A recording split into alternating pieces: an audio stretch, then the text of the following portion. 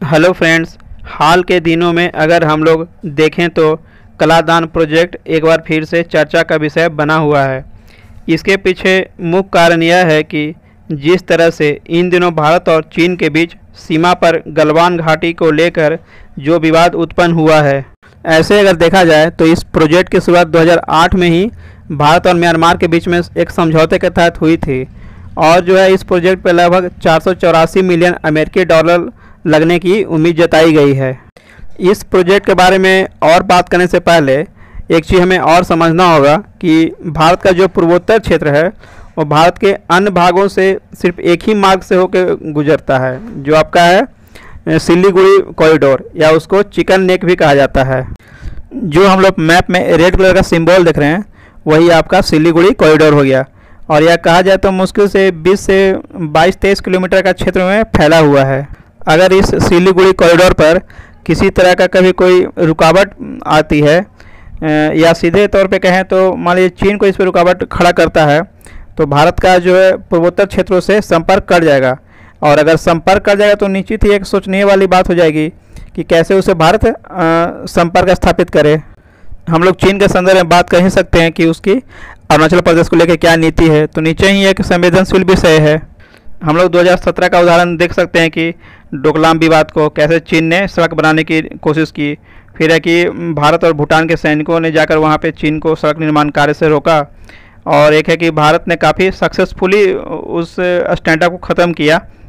तो यही है कि भारत सरकार ने सोचना शुरू किया कि अगर कोई ऐसी स्थिति उत्पन्न होती है कि सिल्ली कॉरिडोर जो है उस पर कभी कोई रुकावट आ जाती है तो फिर कैसे पूर्वोत्तर राज्यों से संपर्क स्थापित किया जाए। और फिर इसी के संदर्भ में एक वैकल्पिक मार्ग सामने आया, उभर के आया, जो है कि कलादान प्रोजेक्ट, जो म्यांमार की सहायता से इसको पूरा करने के बारे में चर्चा चल रही है। तो इसी के बारे में हम लोग अब थोड़ा विस्तार से देखेंगे कि कैसे यह प्रोजेक्ट काम कर रही है।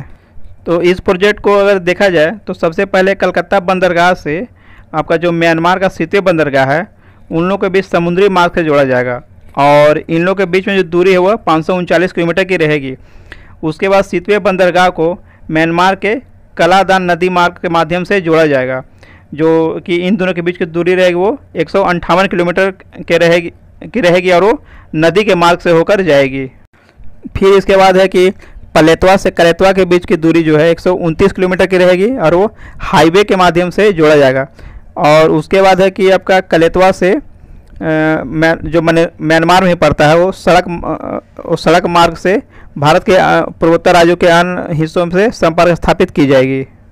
अब है कि हम लोग इसी को मैप के माध्यम से समझने का कोशिश करेंगे। तो आपका देखिए जो कलकत्ता बंदरगाह है वहाँ से आपका जो म्यांमार का सितवे बंदरगाह है उन लोग को समुद्री मार्ग से जोड़ा जाएगा और इन लोग की दूरी कितना होगी 539 किलोमीटर की। उसके बाद से आपका जो सितवे से पलेतवा हो गया जो कि कलादान रिवर है उन लोग के बीच का संपर्क स्थापित किया जाएगा और 158 किलोमीटर की दूरी के बीच है।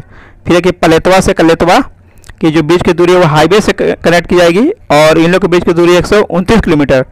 फिर आपके कलेतवा से सड़क मार्ग के माध्यम से होते हुए हम लोग देख सकते हैं कि मिजोरम का जो सीमा लगती है वहाँ से संपर्क स्थापित किया जाएगा और फिर मिजोरम से है कि भारत के अन्य पूर्वोत्तर राज्यों में संपर्क स्थापित किया जा सकेगा। इस प्रोजेक्ट के पूरा होने पे नीचे ही इसके बहुत सारे फायदे होंगे। पहला तो साफ साफ है कि सेना के लिए एक है कि संपर्क का रास्ता मिल जाएगा। जो बात ही हो रही थी कि अगर सिलीगुड़ी जो कॉरिडोर है उस पर किस तरह का बाधा उत्पन्न होती है तो सेना के लिए एक अन्य मार्गों के बारे में विकल्प किया जाए तो निश्चित ही है कि और इससे कि सेना को जैसे ही संपर्क स्थापित करने को मिलेगी तो उसे पूर्वोत्तर राज्यों में सेना अपने आप को और मजबूत कर पाएगी और अपनी सीमाओं को रक्षा और अच्छा से कर पाएगी।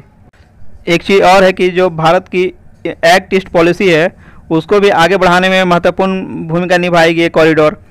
फिर है कि पूर्वोत्तर राज्यों का व्यापारिक आवागमन भी म्यांमार हो गया उससे पड़ोसी राष्ट्रों के सटे साथ तो सही हो पाएगा, तो पूर्वोत्तर राज्यों का विकास भी सही से हो पाएगा। एक और महत्वपूर्ण बिंदु यह है कि इससे भारत और म्यांमार के बीच राजनीतिक स्तर पर सांस्कृतिक और आर्थिक संबंध मजबूत होंगे। इस प्रोजेक्ट को लेकर कुछ चुनौतियाँ भी हैं। कभी कभी समाचारों के माध्यम से मालूम चलता है कि चीन जो है इस कॉरिडोर को लेकर सहज महसूस नहीं कर रहा है और है कि जो म्यांमार में दो आतंकी संगठन है उसका नाम है अराकान आर्मी और अराकान रोहिंग्या समावेशन, तो इन लोगों को जो है चीन फंडिंग भी करता है। दक्षिण एशिया के जानकारों के माने तो कहा जाता है कि जो इन दोनों आर्मी का जो कुल अपना खर्चा है उसका 95% खर्चा चीन ही उठाती है। यह भी कहा जा रहा है कि हाल के दिनों में चीन ने इन दोनों आतंकी संगठनों को 500 असॉल्ट राइफल, गोला बारूद, मशीन गन बड़ी मात्रा में आपूर्ति किया है। एक बात और है कि इन दोनों आतंकी संगठनों ने कई बार कालाधन प्रोजेक्ट में रुकावट डालने की भी कोशिश कर चुकी है। तो चीन की यही नीति है कि इन दोनों आतंकी संगठनों की मदद से कैसे भी प्रोजेक्ट को रोकने का कोशिश किया जाए।